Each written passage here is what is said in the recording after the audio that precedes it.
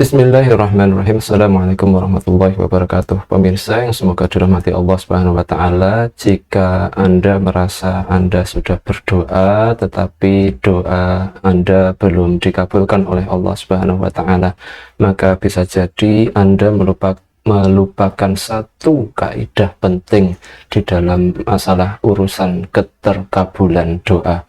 Hal ini disebutkan oleh Imam At-Tirmidzi di dalam Sunan At-Tirmidzi hadis nomor 3401, dan kita akan membedah hadis tersebut di dalam video ini. Maka mohon untuk terus menyimak video ini hingga akhir dan subscribe dulu channel ini.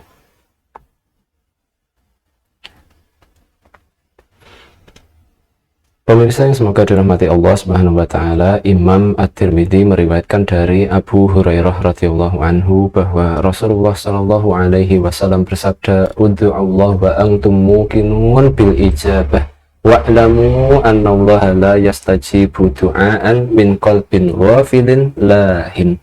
Berdoalah kepada Allah dengan kalian yakin bahwa doa itu akan dikabulkan oleh Allah Subhanahu wa taala. Ketahuilah bahwa Allah tidak mengabulkan doa dari hati yang lalai. Sunan At-Tirmidzi nomor 3401. Imam As-San'ani ketika menjelaskan ud'uallah wa antum muqinun bil ijabah, berdoalah kepada Allah dengan kalian yakin bahwa doa itu akan dikabulkan.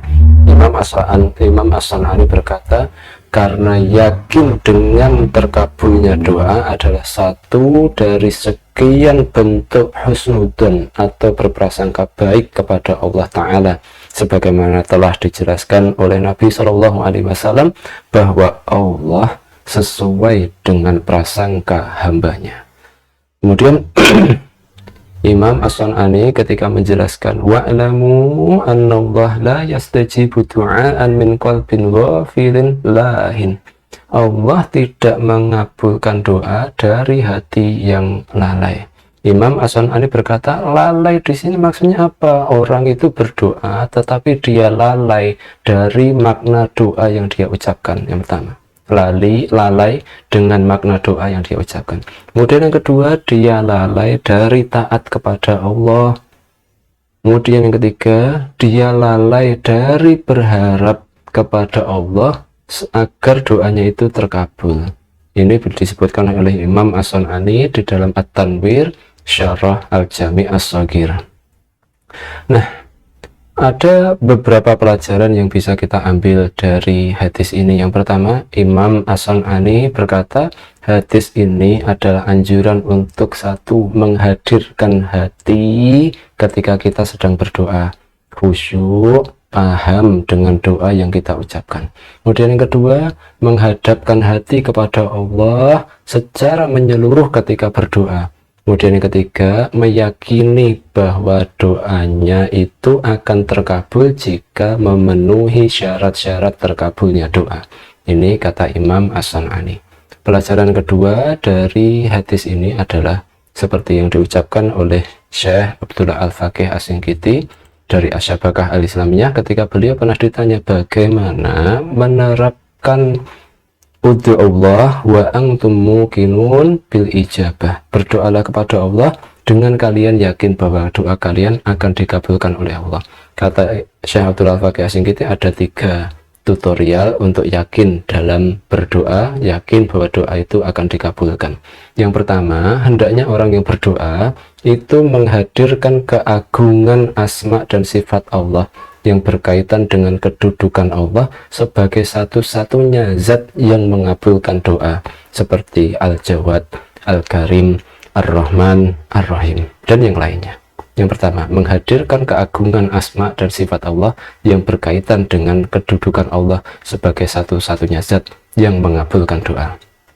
Kemudian yang kedua, kata Syekh Abdul Al-Faqih As-Singkiti, orang yang berdoa hendaknya dia menghadirkan rasa bahwa Allah itu maha luas, maha murah, maha agung dalam urusan mengabulkan doa. Caranya bagaimana? Yaitu dengan seseorang yang berdoa itu juga mempelajari kisah-kisah tentang doa dan terkabulnya doa dari para nabi, para rasul, juga orang-orang beriman yang soleh.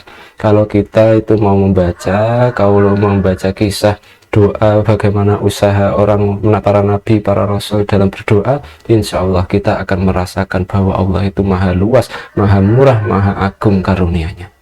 Kemudian yang ketiga, hendaknya seseorang senantiasa mengerjakan yang ma'ruf dan menjauhi yang mungkar, serta memperhatikan syarat-syarat terkabulnya doa, seperti satu, menghadirkan hati ketika berdoa. Kemudian yang kedua, berdoa di waktu-waktu yang mulia. Kemudian yang ketiga, berdoa di tempat-tempat yang utama. Kemudian yang keempat, berdoa pada kondisi-kondisi yang tepat, seperti ketika sedang sujud, ketika sepertiga malam terakhir, maupun yang lainnya. Kemudian pelajaran ketiga dari hadis ini masih dari Syekh Abdullah Al-Faqih Asy-Shinqiti.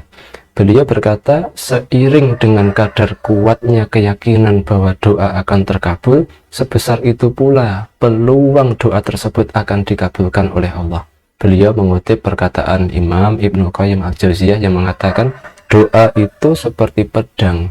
Besarnya potensi terkabulnya suatu doa sesuai dengan besarnya kekuatan iman dari seseorang yang berdoa. Persis seperti dampak kehancuran suatu pedang yang sesuai dengan besarnya kekuatan pukulan dari orang yang mengayunkan pedang tersebut.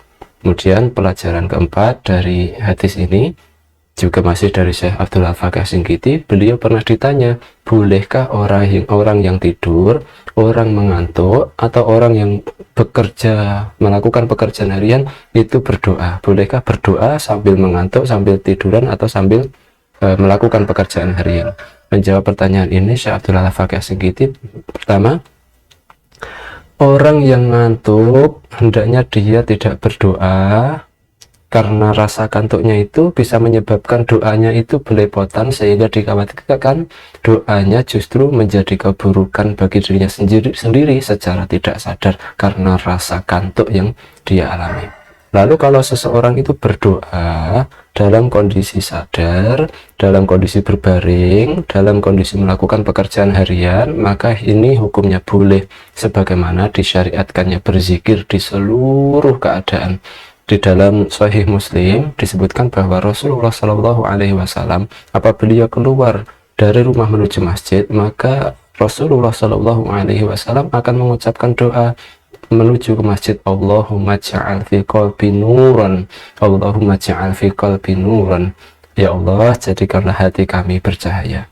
Juga kebolehan berdoa ketika melakukan pekerjaan harian, ketika berbaring, ini didasarkan pada firman Allah Subhanahu wa taala, alladzina yadhkurunallaha qiyaman wa qu'udan wa 'ala junubihim, orang-orang yang mengingat Allah ketika berdiri, ketika duduk, dan ketika berbaring. Quran surat Ali Imran ayat 191. Kemudian Syekh Abdullah Al-Faqih Asy-Shinqiti juga mengatakan, Rasulullah juga berdoa ketika beliau sedang di atas kendaraan, ketika beliau sedang safar. Tetapi ingat, hendaknya orang yang berdoa senantiasa menghadirkan hati, berkonsentrasi, sadar dengan apa yang dia doakan, apa yang dia mohon, apa yang dia ucapkan tersebut, karena itu adalah salah satu kaidah penting dalam urusan keterkabulan doa, karena Rasulullah Shallallahu Alaihi Wasallam bersabda, ud'u Allah wa antum muqinun bil ijabah wa'lamu annallaha la yastajibu du'aan min qalbin ghafilin lahin. Berdoalah kepada Allah dengan kalian yakin bahwa doa itu akan dikabulkan oleh Allah Subhanahu wa taala. Ketahuilah bahwa Allah tidak mengabulkan doa dari hati yang lalai. Sunan At-Tirmidzi nomor 3401. Demikian, semoga bermanfaat. Wabillahi taufiq wal hidayah. Wassalamualaikum warahmatullahi wabarakatuh.